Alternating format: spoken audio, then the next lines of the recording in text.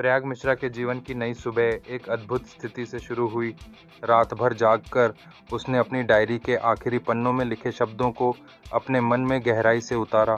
जैसे जैसे सूरज की पहली किरणें उसके कमरे में छाने लगीं, उसे अपने पिता प्रोफेसर सुधाकर और अपने अनुसार जीवन के रास्ते पर आने वाले प्रश्नों का सामना करने का साहस मिला।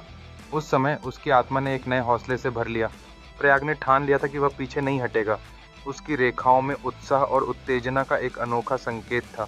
जब उसने प्रयागराज यूनिवर्सिटी के पुराने विज्ञान भवन के तीसरे तल की लाइब्रेरी में मिले सुराग को सोचते हुए उसे उस लोहे के जंग खाए दरवाजे की ओर बढ़ते देखा, तो दिल में एक अजीब सा खौफ समा गया था, जैसे धीरे धीरे दरवाज़ा खोलने का समय आ गया हो।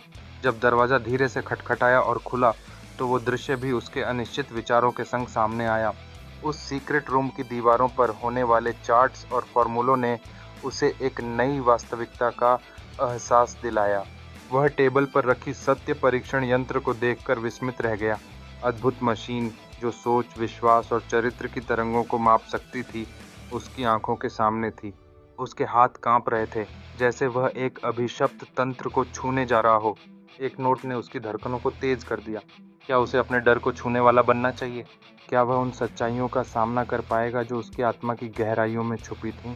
यह एक और परीक्षा थी जो उसे कहीं भटका सकती थी या फिर अपनी वास्तविकता के संदर्भ में उसे जागरूक कर सकती थी। प्रयाग के मन में द्वंद्व चल रहा था।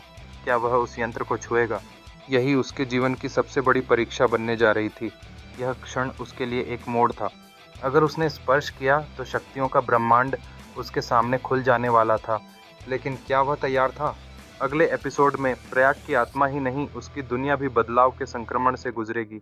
सत्य का यंत्र जो उसके सामने खड़ा था, उसे नई दिशा दिखाने वाला था,